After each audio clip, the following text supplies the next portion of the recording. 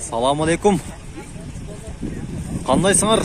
Биздин Кыргыз Пазар YouTube каналыбыздын көрүүчүлөрү. Арыбаңыздар, бүгүн Бишкек шаары 4-сектордо жамгыр астындагы баалар менен сиздерди тааныштырабыз туугандар. Андыктан биздин видеого лайк басыңыздар. Лайкты аябагыла туугандар.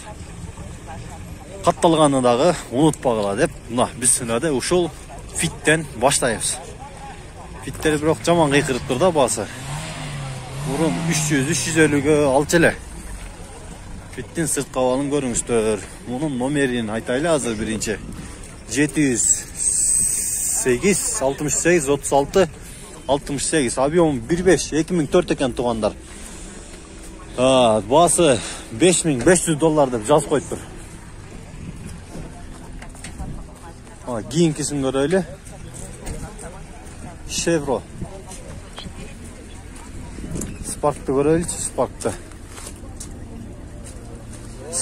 Spark'тар дагы жакшы машина экен бирок. Александр. Кыргыз Пазар деген. Туугандар, Chevrolet'тин жылы 2014 экен, бир объемдо. $5550 сурап жатыптыр. Номерлер 706 42 98 92 номери менен байланышып сүйлөшсөңүздөр болот. Кайсыны? Альфардпы? Волла тарткон. Альфард тартып койлу туугандар, а? Альфардка барайлы, меникин тартып койчу дегендер аябай көп туугандар. Базар машина көп, бирок аларман аз. Альфардты көрөлү. Сырткы абалын бир көрсөтөбүз азыр. Дөңгөлөктөрү.